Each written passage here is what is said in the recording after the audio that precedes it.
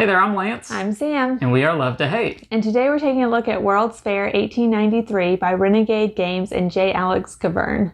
This is a reprint of a previous edition. A couple of years back, this was a game that was very well known and well received. It's one that we like ourselves. It's been in our collection, and now there's a new edition of it with new box artwork, some new cards in the game. Much of the components are still the same. The mechanics are still the same. We're going to take a look at it on the table, and then we will share our thoughts on this one. All right, so this is World's Fair 1893 on the table here. And as you might have guessed, this game takes place during the World's Fair of 1893, in which the Ferris wheel made its debut. Pretty cool. In this game, the objective is to try and make sure to have your supporters that look like these little cubes right here in the different exhibit halls that are going to hopefully give you majority so that you can turn in your different cards for tokens that are going to give you points at the end of the game. In more detail, how a turn works is actually very simple. You are going to take one of your supporter cubes and place it at one of the 5 exhibit halls that you see here. And say I place it here in the Fine Arts exhibit hall that is red. I get to take the cards that are below that exhibit hall. So I would take these 2 cards right here, and I keep them face up in front of me. All cards are kept open information in this game. And then new cards are going to come out, starting in the exhibit hall that I just took cards from. So I would place one here, and I would skip this next hall because it has 4 cards already, and there are 4 diamonds for this exhibit hall. Whenever there are as many cards as there are either diamonds or triangles, depending on which hall it is, then you're going to skip over that hall and go on to the next one. And so we would place one there and place one there. And that would be the 3 new cards that come out. Then it would go on to the next player, and they would get to take their turn. So in more detail, what do these cards do? Well, the main cards you're going to come across are these different exhibit cards. And you want to try to get the right colors in your hand at the end of a round. We'll come back to these here in a minute. Another type of card that you're going to see are these influential figure cards. Now, this new edition of World's Fair 1893 not only comes with new box art, but it also does come with new people on these influential figure cards. For instance, you are going to see Ida B. Wells and Frederick Douglass on these cards. Now, these particular ones have arrows pointing down in the top corners. This means that you get to add a second influential figure, supporter cube, whenever you place your first cube. So say, for instance, I place my first one here in Fine Arts, and I had one of these influential figure cards. Then I would play that card to get to place a second cube. That's how that works. The other new ones that you're going to see in this new edition are Susan B. Anthony and Irvine Garland Penn. And you can see these have like crossroads arrows in the top corners. And what these cards are going to allow you to do is not only when you place your first cube, your second action is going to be to get to move another cube to a different spot on the board. And it doesn't just have to be one of your cubes. It could be another player's cube. So you can see here, blue is leading purple in the Fine Arts. If I played that influential figure card, I might move this cube out of that region so that now we're tied and I'm not behind that player. Some of the other influential figure cards you're going to see in this game have arrows pointing to the sides, and that simply means that whenever you place an a supporter cube in a region, you get to place a second cube in an adjacent region. So for instance, manufacturing or the Fine Arts. Do note that however you set up these 5 regions, it is modular. You can randomly place these out here. But whichever region is closest to the left of the Ferris wheel and whichever region is closest to the right of the Ferris wheel, they are not adjacent. So you cannot use that card to place a cube across the Ferris wheel to the other side. The 4th and final type of influential figure you are going to come across is going to have a specific region depicted on that card. So for instance, the blue transportation for that card. If you play that figure, no matter where you place your first cube, you would get to place a second cube for that particular region on the card. Now, you cannot hold on to these between rounds. The round that you pick this up is the last round you can hold on to it. You have to play it the very next round. The last type of card that you are going to see in the game are these midway ticket cards. Now, every time a player picks one of these up, they're going to take it into hand and move the Ferris wheel one space clockwise. And so if you took up more than one of these, for each one you took, you would move this over. And that's going to speed up the end of a round, because whenever that card gets back to the start spot, that's the end of a round. The round immediately ends. You move this little token one space over, and you're going to start scoring for that round. The first thing that you're going to score are these tickets. For every one that you've taken, you're going to receive 1 point. And points are kept track on these little money coins here. The person who has the most at the end of a round of these midway tickets is going to receive 2 bonus coins. After you've scored that, then you're going to look at each region. Whoever has the most cubes is going to receive first place prize. And that's dependent upon however many players there are in the game. If there are 2 players in the game, you're going to receive a silver medal. These silver medals are worth 2 points. If you're playing a 3 or 4 player game, then you're going to receive a gold medal. These are worth 4 points. Then you can see that there are check mark boxes next to these medals, 3 in particular. And what that's saying is that up to 3 cards that you have in hand that match that particular region, you can exchange for tokens of the same color. And so, for instance, if I had 3, because again, 3 checkmark boxes of these red cards, I could get 3 red tokens. And that's important because I'm trying to get complete sets. For every complete set, you get 15 points. If you only have 4, it's 10, 3 is 6, 2 is 3, and singles are only worth 1 point each. And you want to try to get that done at all the 5 different regions. So the crux of this game is measuring out, getting the cards that you need, but also having supporters in the right sections to be able to get those tokens. That's pretty much the gist of the game.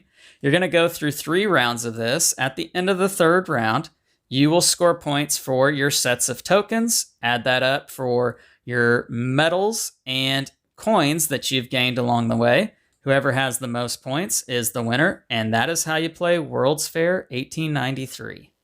Okay, so here's Sam and I and one of our children doing a 3-player playthrough of World's Fair 1893, and we're going to share our thoughts on this game. I'll go first. And as you all probably could have guessed, I already have this game in my collection if you watched our unboxing video. And if you haven't watched the unboxing video, you can click that I in the top right corner. It'll take you to the video for that. So yeah, I already really enjoy this game. This is a favorite of mine.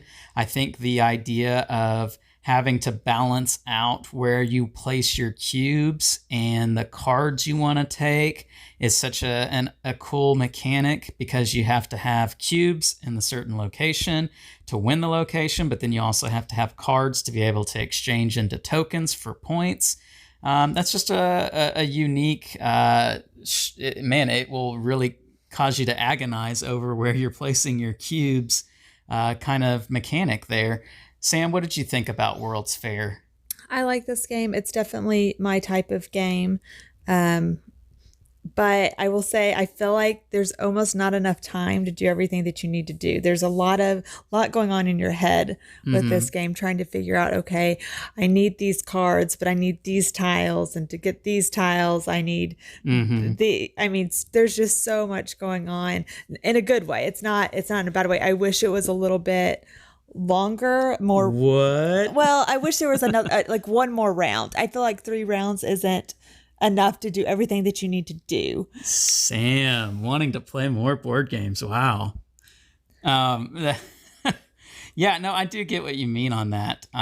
This is one that you do feel like the Ferris wheel turns and it turns and it turns, and you want it to slow down so that you have enough time to be able to get your cubes where you need them before the round's over. And our son understood parts of the game, but I think it was a little too much for him to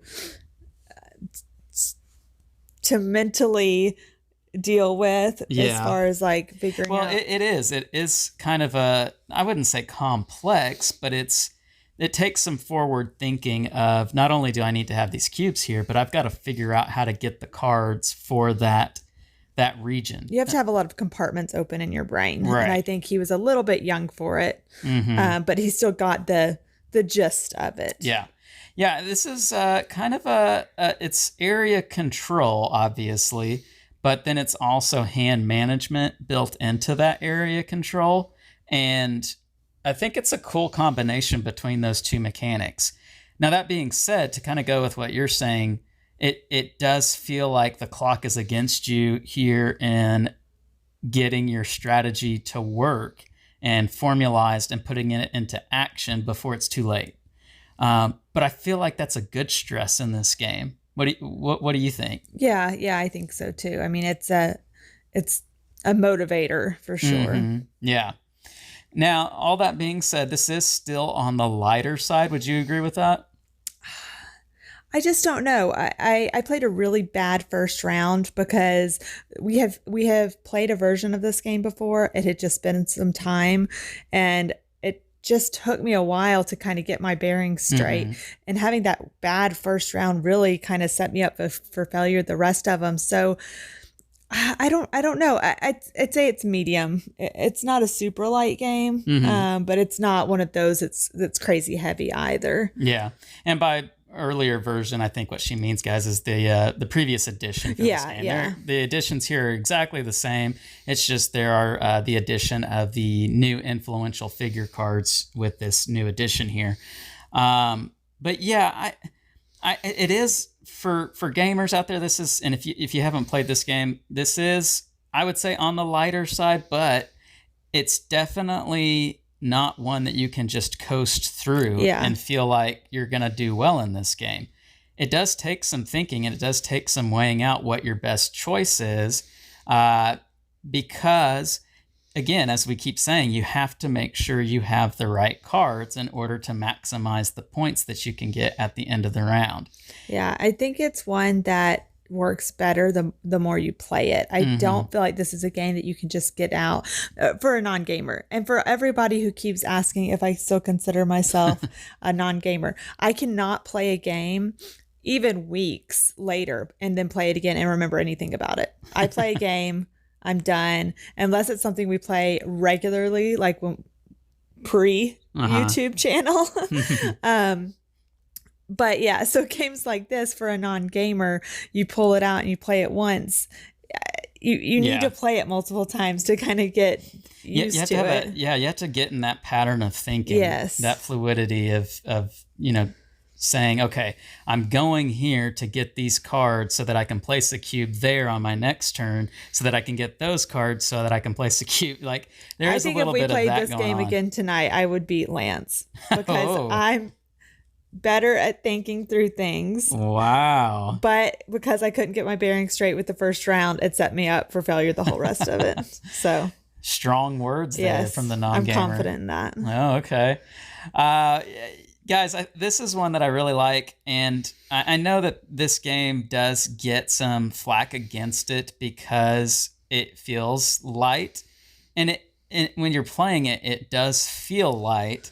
But then when you start to really truly think about, so this round's about to end, and probably before it gets back to my turn again, what's the best choice for me? And that's where the game gets weighty.